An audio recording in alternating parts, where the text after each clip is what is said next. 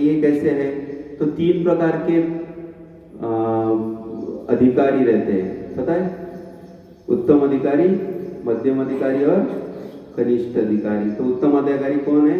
उत्तम अधिकारी यानी सर्वभूतेषु ये पश्चेत भगवत भावमात्मना भूतानि भगवती आत्मानि एष भगवत उत्तमा। तो उत्तम अधिकारी सब में भगवान को देखता है, इसलिए वो प्रीचिंग नहीं कर सकती, उनमें भेद बुद्धि नहीं रहती कि ये भक्त है, ये अभक्त है, ये भेद बुद्धि उनमें नहीं रहती। मध्यम अधिकारी का क्या है? ईश्वरे तददिनेषु बालिशेषु द्विषत्सु च प्रेम मैत्री कृपा उपेक्षा या करोति स मध्यमा।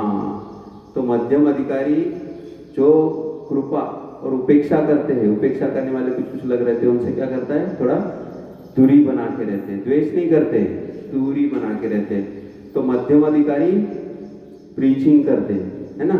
और कनिष्ठ अधिकारी तो सिर्फ भगवान के मूर्ति में ही सब कुछ जानते हैं। अर्चायामेव हरे श्रद्धा पूजा यते न तद्भक्तेषु न चान्येषु तद्भक्ता प्राकृता स्मृता। तो प्रभुपाद कहे कि मध्यम अधिकारी के स्तर तक हमको जाना पड़ेगा। उत्तम अधिकारी, अभी शील प्रभुपाद उत्तम अधिकारी थे। प्रहलाद महाराज, यहाँ प्रहलाद महाराज ने प्रीचिंग किया है तो क्या थे? उत्तम अधिकारी थे। लेकिन मध्यम अधिकारी स्तर पे आके उन्होंने क्या किया? प्रचार किया। तो शील चक्रवर्ती ठाकुर पाद कहते हैं कि भक्ति का कारण क्या है? सिर्फ भक्ति ही है। जब भक्त कनिष्ठ अधिकारी से मध्यम अधिकारी स्तर पे पहुंच जाता है तो उसके हृदय में जो भक्ति का स्तर बढ़ जाता है, उसकी वजह से क्या उत्पन्न होती है? करुणा उत्पन्न होती है, दया उत्पन्न होती है। और उस दया की वजह से वो क्या करता है? प्रचार करता है, और उसकी वजह से दूसरे लोगों को भक्ति मिलती है। समझे? ये शील चक्रवर्ती ठाकुर पाद ने बोला कि अहेतुक यानी भक्ति का कारण सिर्फ भक्ति है। कर्मी भक्ति करते क्या? नहीं, कंपटीशन रहता, मैं कितने योग करूंगा, यज्ञ करूंगा, है ना। और ज्ञानी भी भक्ति नहीं, ज्ञानी भी प्रीचिंग नहीं करते हैं, सिर्फ भक्त प्रीचिंग करते हैं। कर्मी बहुत सारे आजकल समाज में ये बहुत ज्यादा लोग मिलते हैं कि हम क्या है? निष्काम कर्म योगी है। सुना होगा आप लोगों ने, प्रभु जी कर्म इसका है, पूजा आहे, है ना। हम तो क्या है? निष्काम कर्म योगी। एक मैं लेक्चर सुन रहा था चैतन्य चरण प्रभु जी का, उसमें वो कह रहे थे कि एक मैं कोलकाता के मंदिर में था तो एक भक्त आए मेरे पास, बोले प्रभु जी मैं भक्ति तो करता हूँ लेकिन मैं निष्काम कर्म योगी हूँ। तो चैतन्य चरण प्रभु जी बोले हो कैसे? तो बोले प्रभु जी मैं मेरी जो कमाई है उसका 1 रुपया भी मेरे खुद के लिए अपने पास नहीं रखता। तो चैतन्य प्रभु जी बहुत बढ़िया, तो क्या करते? तो बोले जैसे ही मैं मेरी महीने की सैलरी होती वैसे ही सैलरी आती ही मेरे पत्नी, धर्म पत्नी के हाथ में दे देता। तो ये क्या हो गया? लोगों का निष्काम कर्मयोग, है ना। ये थिंकिंग है लोगों की। तो निष्काम कर्मयोग यानी क्या? जो फल हम त्याग करेंगे, त्यागा शांति अनंतरम, तब उसको निष्काम कर्मयोग बोला जाए, है ना। या फिर भगवान के अधीन रह के, यह तो सर्वाणी कर्माणि मयि सन्न्यस्य मत्पराम अनन्येन योगेन, सारे कर्म भगवान के अधीन रह के करेंगे, है ना, तब वो हमें निष्फल होंगे। वरना तो ऐसा निष्काम योगी फलों को भोगेगा। तो और एक श्लोक है दूसरा भागवत में, धर्मा प्रोंजित कैतवो, तो उसमें कहा गया कृति भी ही, कृति भी यानी शुश्रूषु भी, दूसरे अध्याय में दूसरा ही श्लोक है भागवत का, तो उसमें कहा गया कृति भी होना चाहिए। कृति भी यानी हमारे पास बीज चाहिए, तब जाके साधु संग, और इससे क्या होगा? शुश्रूषु भी ही, तब जाके सुन के भक्ति उत्पन्न होगी। तो पिछले जन्मों में कृति भी चाहिए उसके बाद, ऐसे का दूसरा श्लोक में बोला गया श्रील व्यासदेव ने। और थोड़ा सा देखते हैं कि शील रूप गोस्वामी ने उज्ज्वल लीलामणि में कहा है, सर्वथा ध्वंस रहितम सत्यमपि ध्वंस कारणे। भक्ति क्या है? सर्वथा ध्वंस रहितम, ध्वंस रहित यानी भक्ति का नाश नहीं होता। सर्वथा ध्वंस रहितम सत्यमपि ध्वंस कारणे, सारे अनर्थों का ध्वंस कर देगी भक्ति जब हृदय में आती तब।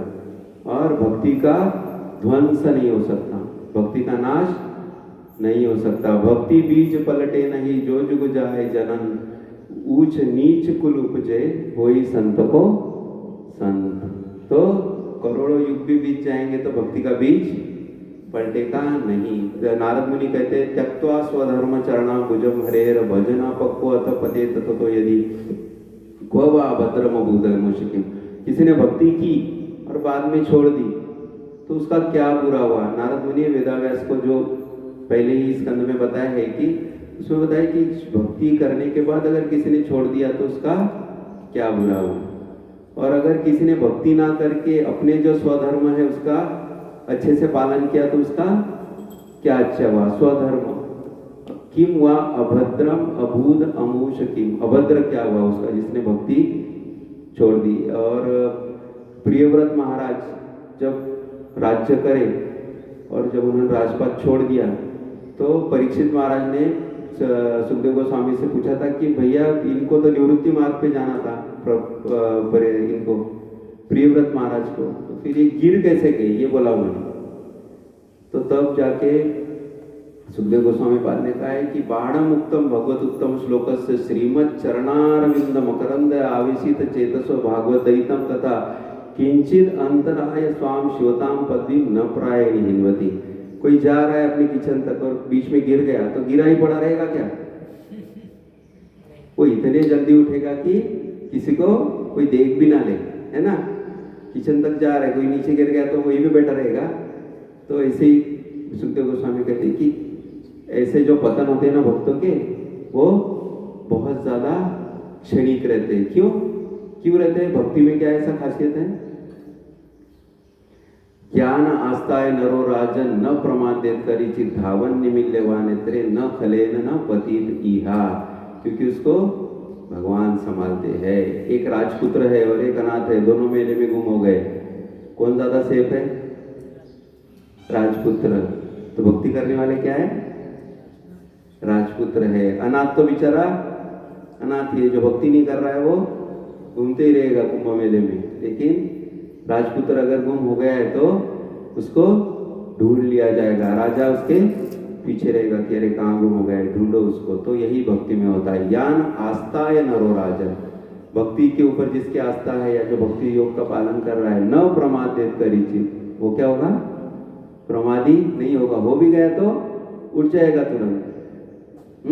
ज्ञान आस्था है नरो राजन न प्रमादित करिचित धावन निमिल्यवन नेत्रे न खलेन न पतित इहा। और एक श्लोक में नारद मुनि कहते हैं न वै जना जातु कथंचन आवृजेत मुकुंद सेवान्यवत अंग सरस्वती।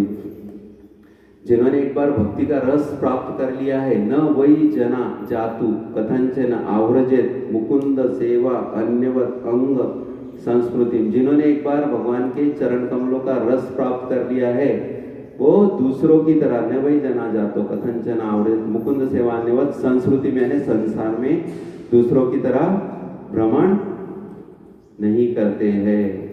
क्यों? नवे जना जातो कथंचन आवृत मुकुंद सेवान्यवत अंग संस्कृति स्मरण मुकुंदांग्री उपगुहनम पुनः विहातुम इच्छेत नरस ग्रह जना। तो जिन्होंने एक बार रस प्राप्त कर लिया है वो भगवान के चरण कमल छोड़ नहीं सकते। आप कितना भी कोशिश करो, आप क्या करेंगे? भगवान हमको लेके आएंगे। पूर्व अभ्यास नहीं तो यह शोपी सह, है ना भगवत गीता में भगवान ने क्या कहा है? पूर्व अभ्यास न तेने, जिसने पूर्व अभ्यास किया है उसे भगवान लाइन पे लेके आएंगे, कुछ ना कुछ करके ट्रैक पे लेके आएंगे। तो हमने जो पकड़ के रखा है, पकड़ उसे छोड़ना है भक्ति करके। और भक्ति का कारण क्या है? भक्ति ही है, ऐसे विश्वनाथ चक्रवर्ती ठाकुर पाद कहते हैं। और सबसे आसान क्या है हमारी पकड़ छोड़ने के लिए? संकीर्तमानो भगवान अनंता श्रुतानुभावो व्यसनम ही पुंसाम प्रविश्य चित्तम विधुनोति शेषम यथा तमोर्को भ्रमी इति ईवाति बात। संकीर्तन से क्या होगा? जैसे हमारे कानों में जाता क्या होता है? जैसे अंधकार नष्ट होता है, यथा तमो अर्को, जैसे अंधकार सूरज से नष्ट होता है या फिर बादल तितर बितर कर दिए जाता है हवा से, वैसे ही हमारे अनर्थ जो रहते हृदय में वो क्या होते, संकीर्तन से भागने लगते इधर उधर। तो हम यहाँ रुकेंगे, 8:20 हो गए। हरे कृष्ण। श्रील प्रभुपाद की जय, श्रीमद् भागवतम की जय। किसी को कुछ प्रश्न रहेगा तो मैं उत्तर देने का प्रयास करूँगा। आपने जो अभी जो एक्सप्लेन किया भक्ति के बारे में, तो भगवान अर्जुन जी को भी बोलते कि आप डिक्लेयर करो कि मेरे भक्तों का कभी नाश नहीं होगा। भगवान भी बोलते कि भक्तों का नाश नहीं होगा। वो संबंध भी इससे रिलेटेड है। भक्तों का नाश नहीं होगा, उनके भक्ति का नाश नहीं होगा। शरीर का नाश के बारे में नहीं कहे भगवान यहाँ। भक्ति का नाश नहीं होगा, बोला ना मैं कि सर्वथा ध्वंस रहितम। भक्ति उज्ज्वल नीलामणि में कहा गया है रूप गोस्वामी पाद द्वारा कि सर्वथा ध्वंस रहितम, जो किया सुअल्पम अभी धर्मस्य त्रायतो महतो भयात्। भगवद गीता ही कहती ना, न यह विक्रम नाश अस्ति प्रत्यावाह न विद्यते। ना ही प्रत्यावाह भी नहीं होगा। यानी आप सोचोगे कि मैंने 20% किया है, कोई रीजन से अगर छोड़ देता तो 15% हो जाएगा, ऐसे भी नहीं होगा। प्रत्यावाह न विद्यते सुअल्पमपि अस्य धर्मस्य त्रायतो महतो भयात्। तो सर्वथा ध्वंस रहितम। श्रील रूप गोस्वामी कहे कि भक्ति का नाश नहीं होगा। उचित समय जब आएगा, हाँ ढक सकता है। अगर बहुत ही ज़्यादा बाहर जाएंगे और वैष्णव अपराध ये वो करेंगे तो ढक जाएगा। जैसे सूरज ढक जाता है ना बादलों से, वैसे ढक जाएगा, लेकिन कालांतर में मिल जाएगा आपको, फिर से नाश नहीं होगा भक्ति। ये काल का सर्वव्यापी नहीं होता है, ऐसा बता। हाँ, अभी तक हम यही समझ रहे थे काल का ही असर होता है कि बच्चा है, बड़ा होता है, छोटा होता है, शरीर फसल बढ़ती है, हर चीज पर बिल्डिंग है अभी बनी हुई नाश। हम सब इसको काल का ही असर। आपकी बात से ये समझ आ रहा है कि हम ये सब हम नहीं है, आत्मा है, उस पर नहीं फर्क पड़ता है। आत्मा और गोलोक वृंदावन, हम चैतन्य जो है आत्मा और सच्चिदानंद से बने हुए, उन पे काल इफेक्ट नहीं कर सकता। गोलोक वृंदावन में भी काल है, लेकिन वो वहाँ पे उसका असर नहीं दिखा सकता, क्योंकि महत तत्व से बनी हुई कोई चीज नहीं वहाँ।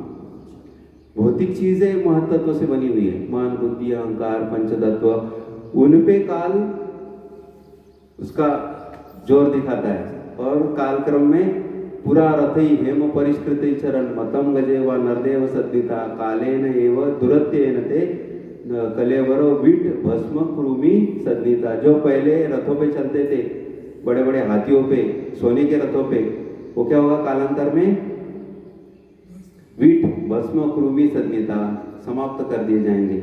एक तो विष्टा बन जाएंगे, एक तो क्रूमी बन जाएंगे, एक तो राख बन जाएंगे। तो काल उन पे असर, और हमने अभिनिवेश करके रखा है महत तत्व में।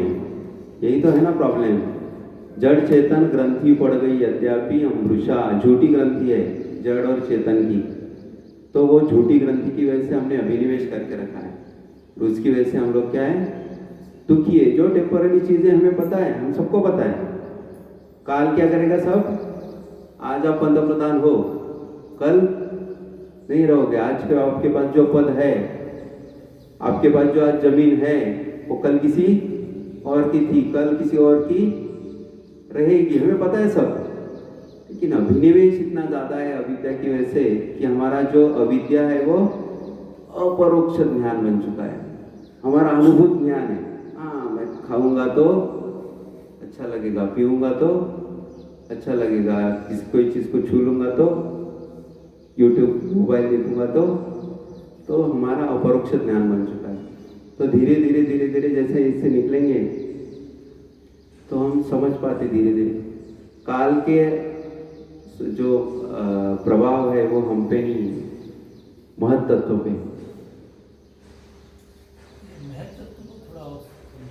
प्रधान रहता जो 5 भौतिक तत्व हैं ये हैं, हम तो महत्व तो ये समझ रहे थे कि भगवान ही है, और उसके ऊपर आपके कार्य फर्क पड़ता है, जिसका मतलब उससे फर्क पड़ता है। लेकिन महत्व तो ये 5 भौतिक तत्व या और कोई तत्व लगा के वो अलग पार्ट है, भगवान अलग है।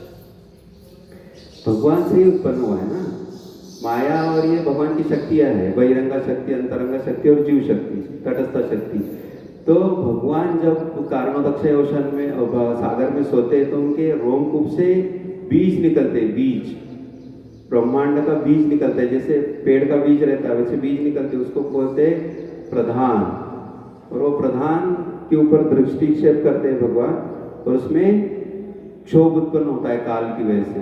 और फिर 3 गुण उत्पन्न होते हैं, और सतोगुण, रजोगुण और तमोगुण।